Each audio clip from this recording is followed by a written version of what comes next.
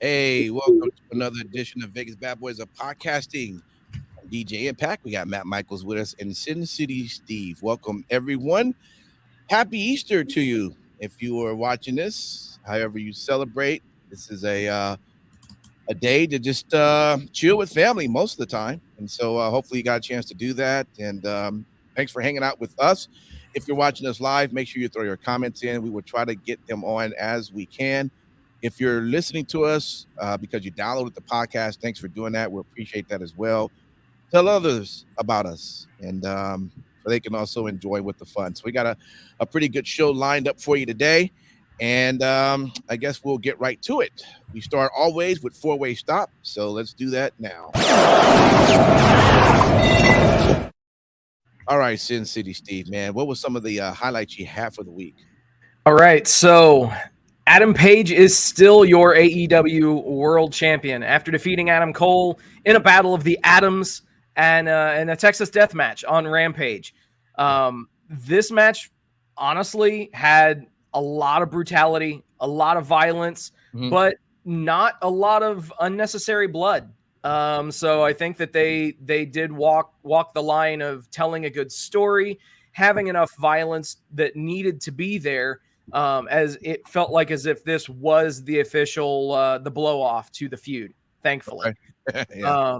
Which now I will say this, I'm just gonna put it out there. I'm not normally one person that, gets bent out of shape about things, but I have to draw attention to something that was done in the closing moments of the match. Okay.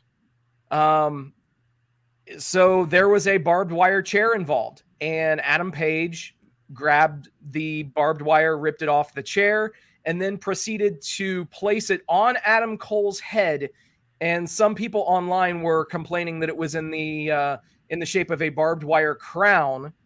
Obviously, this show aired on Good Friday. Okay. Which, some people got bent out of shape about the iconography of things. Sure. And then Adam Cole got put through a table from the ring apron to the floor, like I said, through a table with the dead eye.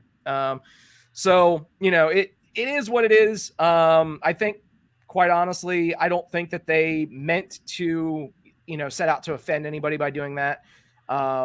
But in any event, I mean, it was there. So let's just call it what it is. It was done. They knew that it was going to be airing on Good Friday. And then also it was it was something that, you have to wonder what they were thinking about that in the back too. Right. Elsewhere, Thunder Rosa is still your AEW Women's World Champion after defending her title against Nyla Rose. It's pretty safe to say that this was Nyla's best showing in months. Nyla and Rosa have great chemistry that really showed in the match, and they definitely lived up to their placement as the main event match for Battle of the Belts too. Gotcha. All right, cool, man. Matt Michaels, man, what's four-way stop you have? Well, let's start in the middle of the ring on Monday night when you had The Miz hosting this show with Cody, and The Miz, a wonderful, wonderful little line. It's a title. A belt holds up your pants. That was wonderful. Man, he sounded like he was, Vince's microphone mouthpiece or whatever. Because I was going to say, why does Cody come off as a legitimate wrestler? I mean, superstar in WWE.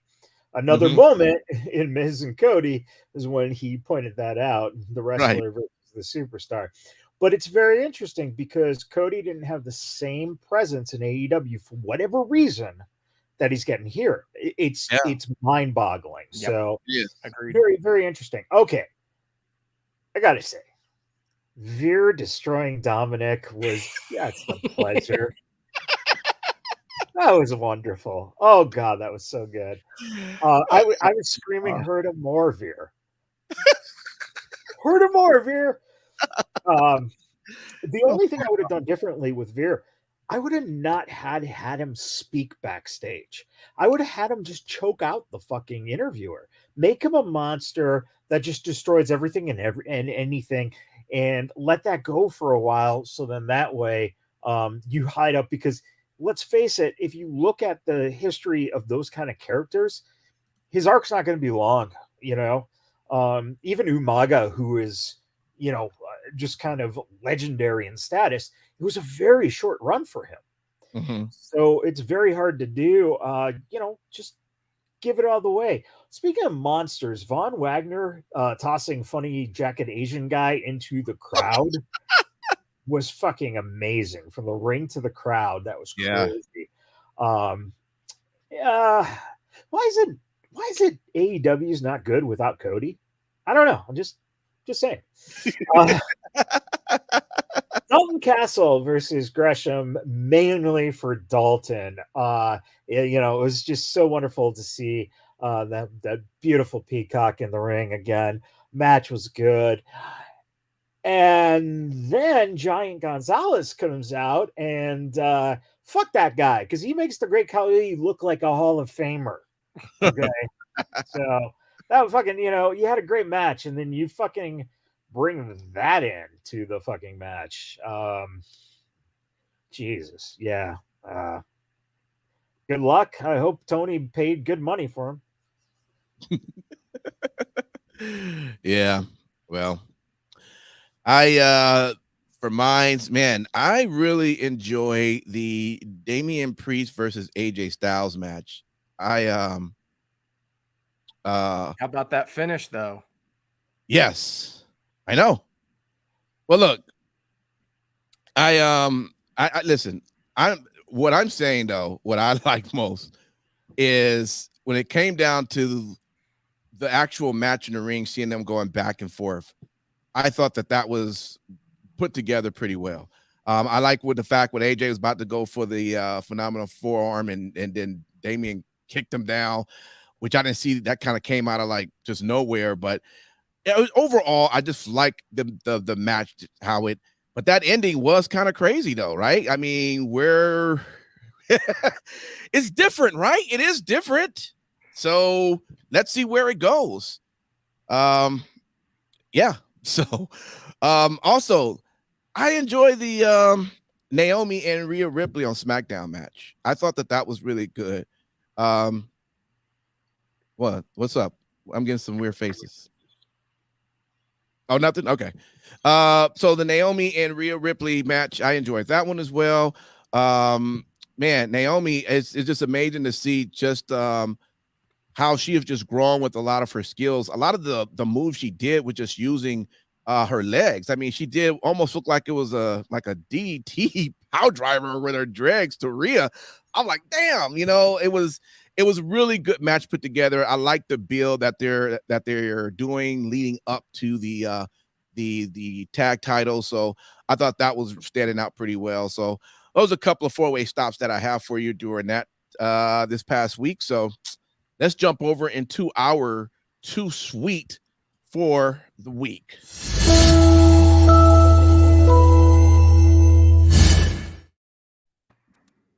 All right. Matt Michaels, let's jump to you. What was your Too Sweet for the week? So I got to start with Cameron Grimes versus Solo, man. It's amazing. It's amazing. You know, the work that Grimes did being technically the veteran in that match, you know. Seth has got his experience, but Grimes is a couple of years, you know, more along than him, and those two pulled off just a wonderful little match. That was really, really nice. How about Pretty Deadly as the new NXT tag champs? That was pretty, you know, it was exciting because they did something that you didn't think they might do. You probably thought they're going to put the belts back on the, you know, on the Diamond Mine guys. And you have this team that just came out of nowhere from NXT overseas. And, dude, looks pretty good. But all those teams in that match, yeah, it put on a really good gauntlet match for something that was not even supposed to take place until Hitler got fired. So what are you going to do? Cody and Miz, give me some more of those guys wrestling, man. That was a pretty nice match. That was pretty good. Yeah. Joe versus Suzuki. that was great. However, Joe is 43, he's injury prone, so we didn't see the full potential. And Suzuki is 53, but he looks like Ric Flair's older brother. So it wasn't much of a wrestling match as much it was a slap and punch fest.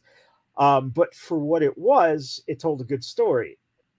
And then once again, fucking Giant Gonzalez comes out, and yeah, that's great. But I'd say the best of the week right now, without a doubt, SmackDown, Charlotte Flair doing that figure eight on Gulak.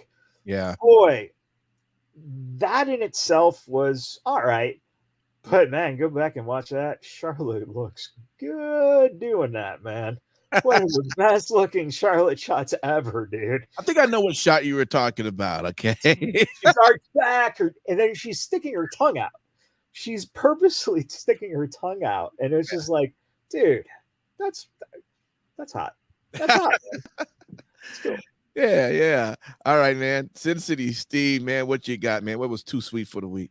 Well, it was already briefly mentioned. Samoa Joe and Minoru Suzuki. Absolutely glorious match for what it was. It was never going to be a technical wizardry showcase. However, it was two guys beating the absolute piss out of each other. Brian Alvarez of the Wrestling Observer Figure 4 website said that in the first chop exchange alone, it consisted of a total of 104 chops back and forth. Wow. And strokes for Brian. Right. It's crazy though. I mean, obviously these guys, they have a reputation of, being tough guys, badasses, and they put it all out there. They didn't have to use weapons. They didn't have to, go crazy with, a ton of high spots. No, it was just 1v1. I'm going to beat the shit out of you and turn your chest into hamburger meat. And that was true for both sides. And I'm going to talk about the post-match in the next segment. So we'll get there. Elsewhere though, on Rampage, Ricky Starks and Powerhouse Hobbs defeating Keith Lee and Swerve Strickland. Now, a lot of people were surprised at the decision to have Lee eat the pin, but I'm actually really very okay with this because even if it was with Taz's help, Hobbs pinning Lee was absolutely huge for Hobbs. Probably the biggest win that he's had in AEW. And let's be real, you were right there in front of Ricky Starks' hometown. AEW typically doesn't have hometown people lose the match, unlike other promotions. And elsewhere, let's call it what it is. Props to Sammy Guevara on becoming the TNT champion yet again. After I'm guessing that they're going to be pulling a double turn coming out of this match because Sammy hit Scorpio Sky with a low blow, hit the GTH, picked up the win, and obviously if you've been reading any of the live event reports or you have a pair of ears, when Sammy and Ty are out there cutting promos, sucking each other's faces, they're getting booed like crazy, and Scorpio Sky has been getting cheered as of late. So if they are smart, they execute the double turn and you get Sky and Ethan Page away from Dan Lambert. Who knows? We'll see what happens, but very interesting stuff. Yeah. We've talked about many of the Usos in New Day matches as just being just great matches when we see them. But I don't know. I think we're going to have some new ones coming soon when you have the Usos and Street Profits. Watching that match was just fucking amazing.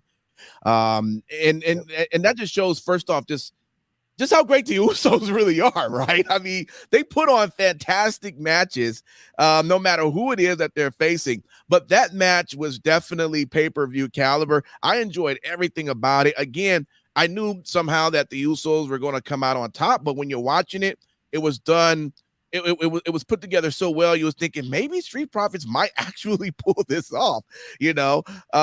Yeah, I that was definitely a highlight for me. On Impact Wrestling, though, Jonathan Gresham versus Rocky Romero. Man, listen, I this is why I love Jonathan Gresham. This guy has all types of moves. He's always comes up with different things. He's fast. Rocky's fast too. You have to, if you leave the TV screen for a minute, or if you look on your phone, you've just missed 5 to 7 moves that just took place that were awesome. That's how fast everything is moving in the ring when it comes to those two. And this was definitely the match that that was my highlight for the week. But I don't know, what are you laughing at, Matt Michaels? American Bam Bam. Oh, let's see. American Bam Bam. Oh. Well, the only author he really knows is Stephen King, so that's give him a break. He didn't understand it. It's all good. Whatever. All right. No, that's my too sweet, man. So let's get over to our next WTF of the week, which mine is going to be really easy. In fact, I'll go first.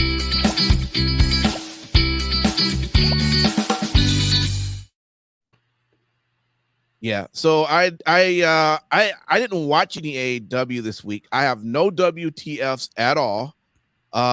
So everything else I watched was pretty legit, I gotta tell you. I'll have to next week when I watch it. I'm sure I'll have a list and we'll break it all the way down. All right, so but Sin City, go ahead, man. You tell us what your WTFs for the week. Can we please stop doing the lights out gimmick to introduce new people? Please. A big part of the reason why Satnam Singh's debut was almost virtually shit canned across the entire internet was because he got the lights out treatment, the lights came back on, and no one knew who the fuck he was. It would be different if they knew who the fuck he was. Now, obviously, let's call it what it is. People have said that the reason why they're doing this is so that they can hope to penetrate the Indian market. Mm-hmm. Hello. If they choose to go that route, great. I think that having him paired with Sanjay Dutt and Jay Lethal, I think that that's a really good move. Now, one thing that I did have to laugh about is, and this was not seen on the Dynamite debut, but this was seen on Battle of the Belts. He chose to pick up Jonathan Gresham and dribble him off the mat like a basketball, which I thought was pretty fucking funny. Especially given the fact that they've announced that Satnam Singh was the first ever drafted NBA player born in India, in the NBA. So it kind of plays in, whatever. Elsewhere, speaking of weird lighting effects, that ending to the AJ Styles and Damian Priest match on Raw. What the fuck? Priest channeled the power of purple lights and weird and creepy filters before teleporting out of the match. And then they went to a commercial. Okay, I thought, all right, well, we're just going to pick right back up. Nope, we come back from a commercial break. Nope, we've moved on. We didn't get any kind of announcement that the match was over. We didn't get any of that shit. What the fuck? And then literally no one in the arena that was watching this match on Dynamite gave a single drop of piss about Marina Shafir or Sky Blue, and their match was deathly quiet. Yeah. It was painful to watch. Wow. So yeah, they need to figure something out with that. With the presentation. I'm not a fan of Marina Shafir's entrance music anyway. And then, quite frankly, you should have just had her go in and just absolutely murder Sky Blue in less than a minute. They stretched the match out. They made it too much, and it was painful to watch. So what the fuck, guys? All right. Mr. Michaels, what you got? Well, just going off of what Steve said on that match, all I kept thinking is, boy, Sky Blue is such a bad version of Cora Jade. Oh, Jesus. Look at it next time, and it's like that's all she is. That incidentally, Sky Blue has been running that gimmick for quite a while, and Cora Jade came up to NXT after the fact. So, It's who pulls it off better. And right now, Cora Jade pulls it off way better than Sky Blue. The end of Priest and AJ. I think this is what you all missing, and that is the blue light. You know what that means? Did you see his eyes? His eyes lit up. The Undertaker is going to come back and be the manager for that faction. Wow. Mark those words. There you go. I thought we didn't have shitty takes on the show anymore. I'm just saying. I'm just saying. Speaking of shitty takes, I'm going to totally disagree. Starks and Hobbs, they're heels. MJF is a fucking heel. You do not make your heels baby faces for their home crowd. That's bullshit. They're going to be cheered anyway. So what? I'm not in that fucking audience. Let the audience cheer them. I'm watching from at home. They're heels to me for 9 weeks. And once they go out, they are now baby faces. Mm-hmm. And next week, they're going to be heels again for the next 10 weeks. Fucking make them heels if they're heel. Make them fucking face if they're face. Tony Khan is just such a... Yeah. Easy there. To the point where I just screamed out, this is fucking ridiculous right after Rose's interview, where Nyla gets the cake to the face, but then she still kicks Rose's ass. And then to make matters worse, as you have the heel who got the goof on him and now just beats up the face before they go into a match that's a couple days away, Nyla says, as it cuts away, I love cake and violence. Oh, wow. Yeah. Hey, man. She's got some one-liners. But it was barely caught. That was the thing. It's like if you're going to do something stupid and you're going to have it set up and make a punchline on the end of it, fucking have it audible, like where most people can hear it. Hey, AEW TNA called they want their 2006 roster back. Samoa Joe wins the ROH TV Championship, a TV title for a company that has no TV. Rampage once again. I hate this when WWE does it. I hate it when Rampage is doing it, and if they do it for Dynamite. But you can absolutely tell when there is pumped crowd noise, because those first like 5 rows where people are standing and whatnot, no one's reacting, and you're hearing this massive like fucking scream, and then they cut to a shot of like 3 people cheering. Yeah, both companies do it. It's fucking stupid. It is. Just get over it, guys. Stop the noise fucking pumping. Right. Do any of the guys who are getting color on Rampage realize it's like they're cutting themselves for an episode of 205 Live? Brings me to the age-old question: if a wrestler gets pinned and no one's watching, does that mean he lost? Just saying. You know? Yeah, if you're fucking cutting yourself open on Rampage or going through a fucking barbed wire and a table and all that shit on Rampage, dude, you are not getting paid enough because no one's fucking watching you do this except for the fucking, you know, Brian Alvarez's. And, you know, the last thing for one person. Oh, no, I'm just saying you just happen to, you know, count the fucking slaps. Right. You know, that shows you, like, a fan watches the match, goes, that's fucking good. Someone who's obsessively odd is counting the slaps. So I'm just saying.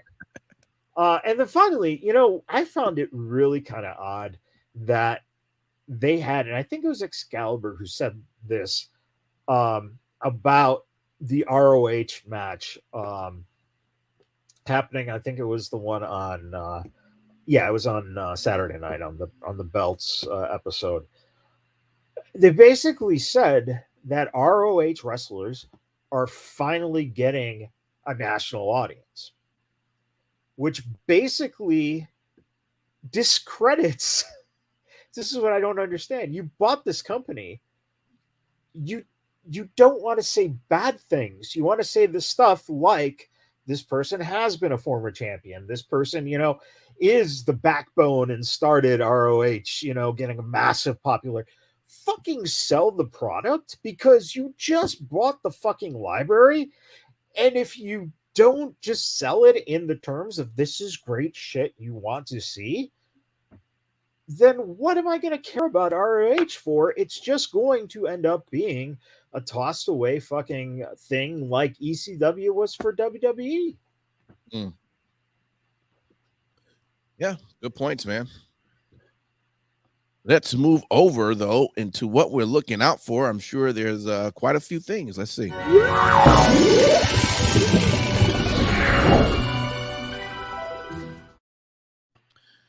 I am looking out for Rebellion, which is coming up this weekend, and Hiya Valkyrie versus Deonna Perazzo. Yes, I'm all in. AAA Reina de Reinas championships online, and man, this is going to be exciting to see Taya again. She looks great.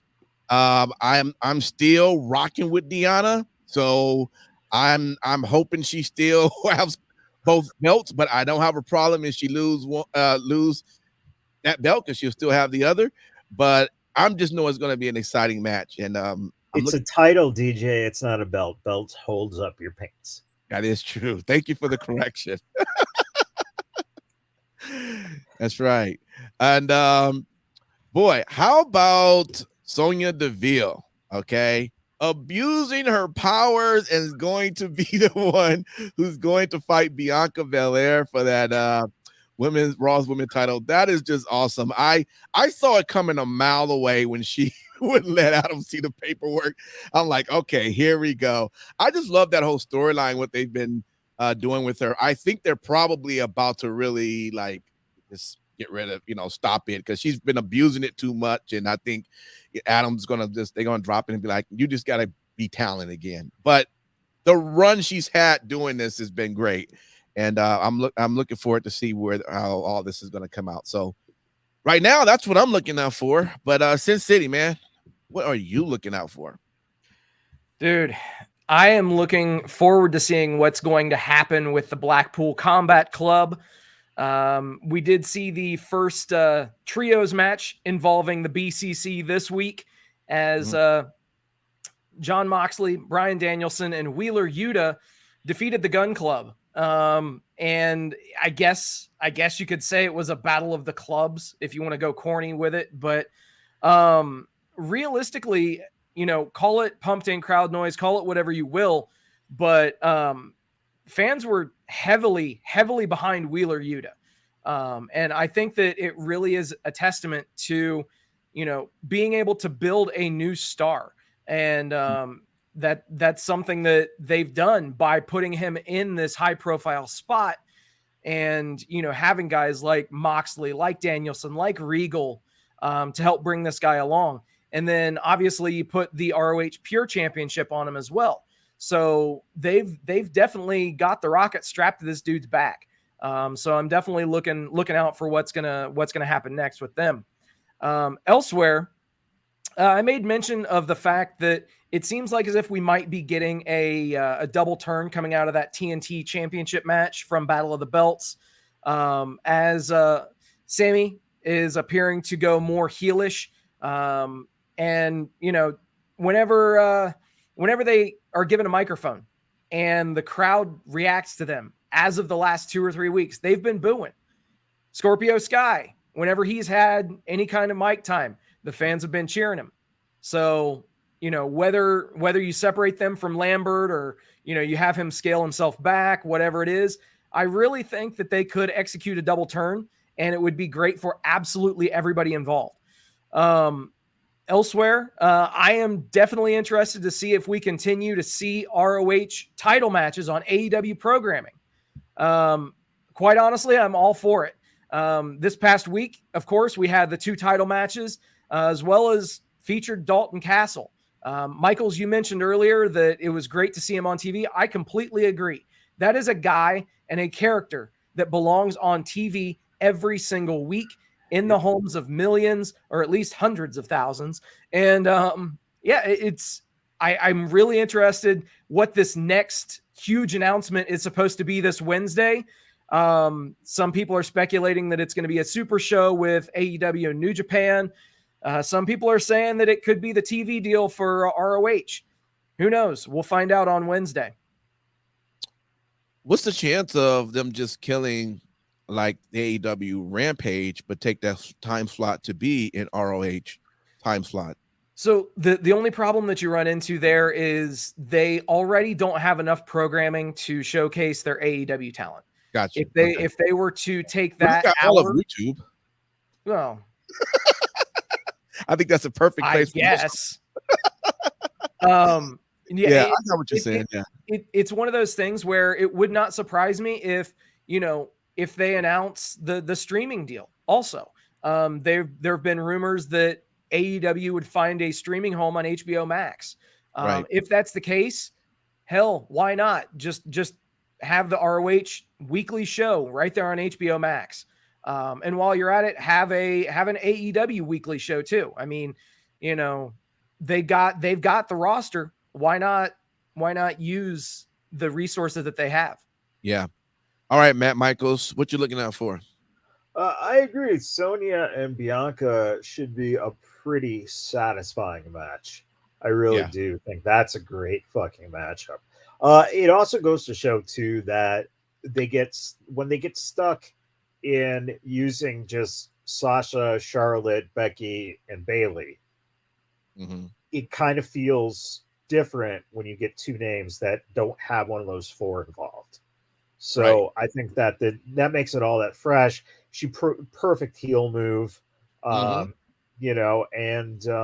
think that's going to be a good one. Looking forward to the Ezekiel lie detector test. Kevin Owens has been fucking gold, and this fucking thing is so fucking good because it's so fucking bad. It's like, and if it was someone other than Kevin Owens, this thing wouldn't fucking work at all. Right. But Kevin Owens fucking sells this. He does. It's like, dude, that is just fucking wonderful. And then not only are we going to get a lie detector test on Raw, we get a double wedding. Yes.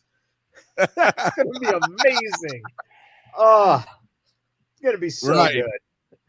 And then out of NXT, I really think that I heard the best idea, and that is Dexter and Duke as a tag team.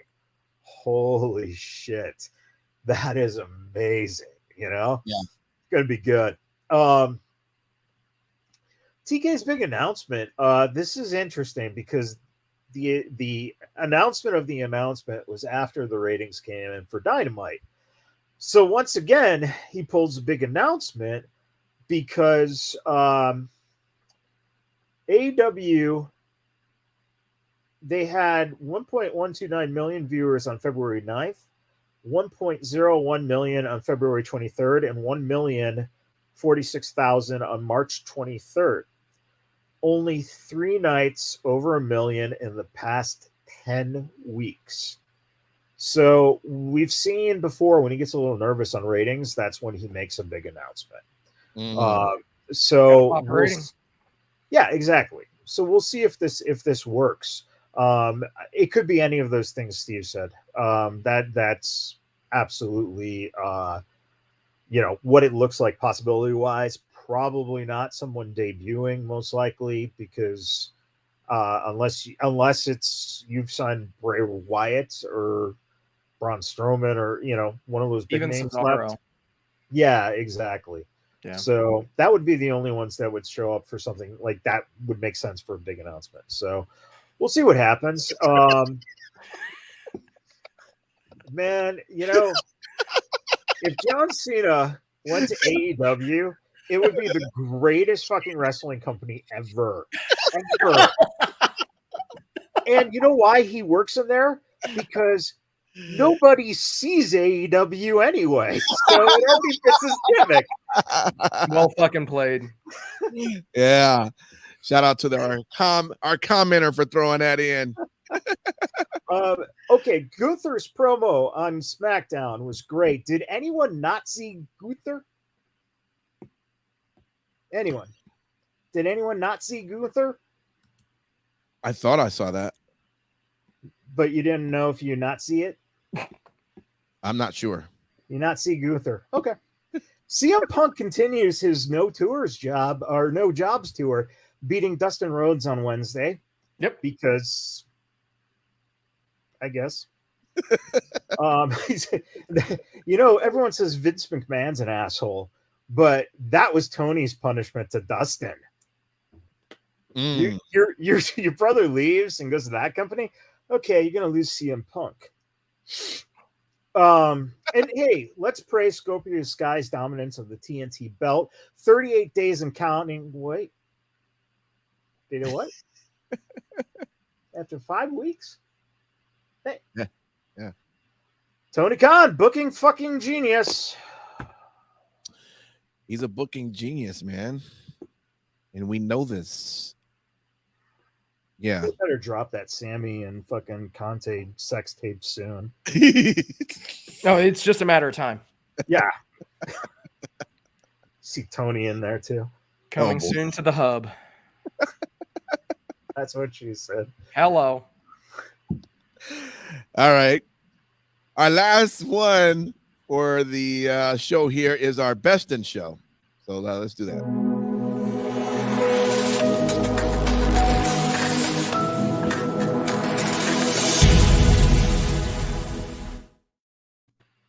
All right, Sin City, I give you this one, man. What was your All right, man. So my best in show was AEW Battle of the Belts 2. It was 1 hour. It was 3 very solid matches.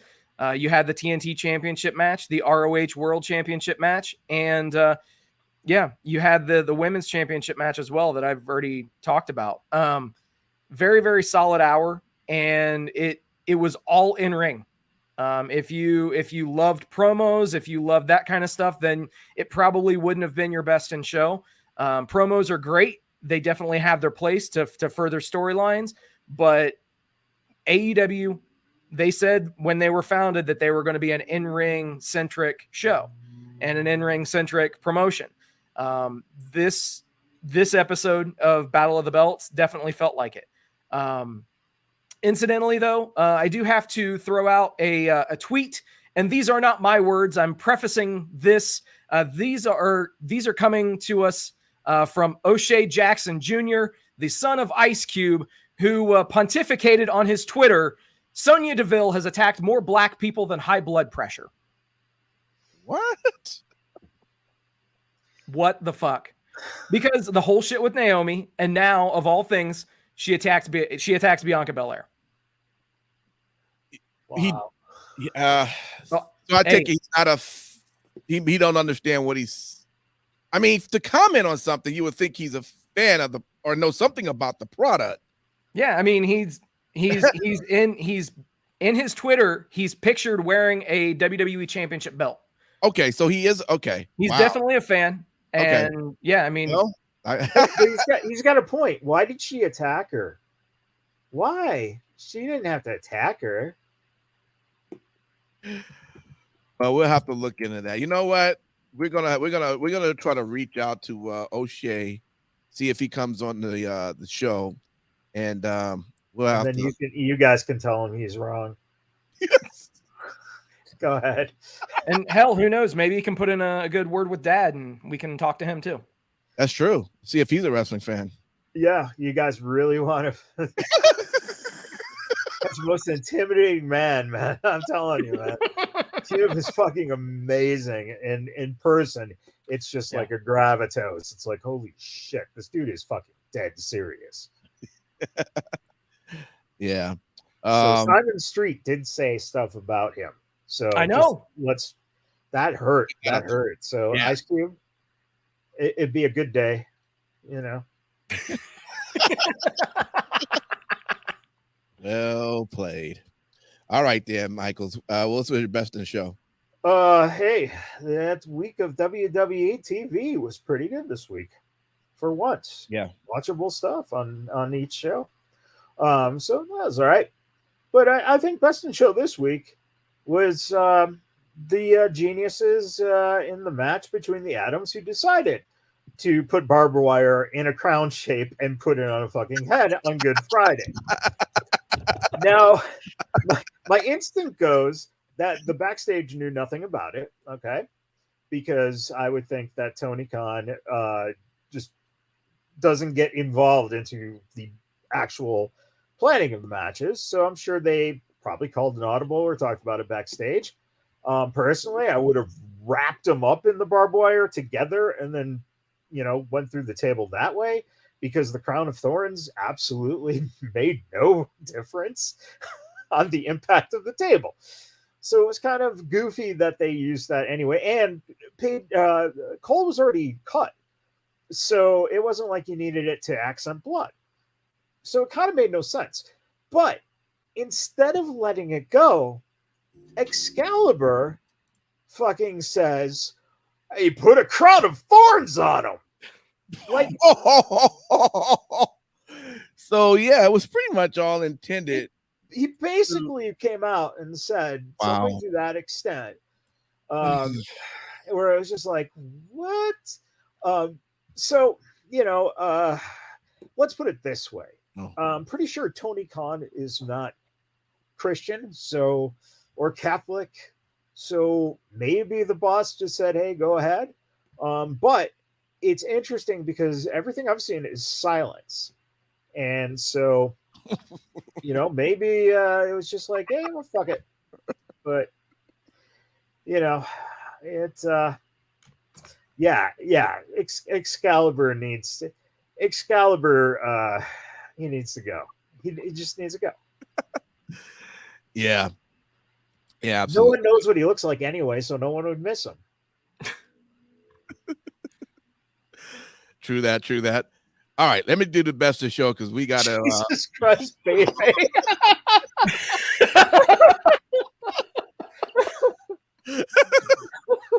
Oh God, the comments are coming in. We love it.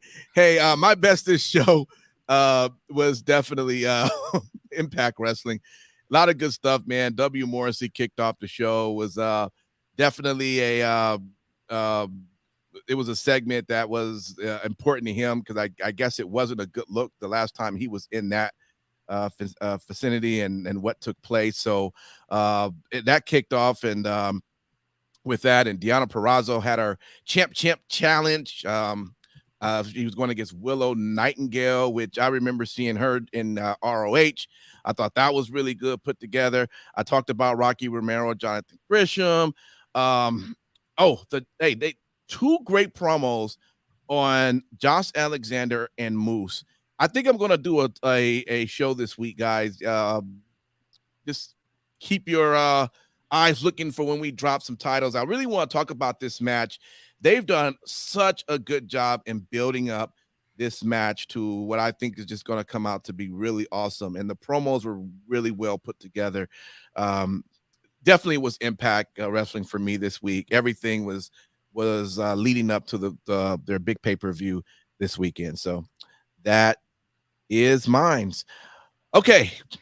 We got to get ready to go into our next show. We thank everyone for hanging out with us live. If you hear a lot of great comments come in, and come back every week. We love to see you. We love to read them. We love to laugh. This is all entertainment. We're not any news or journalists or breaking down anything you don't already know. We're just here just to laugh and talk about wrestling, make life a little better.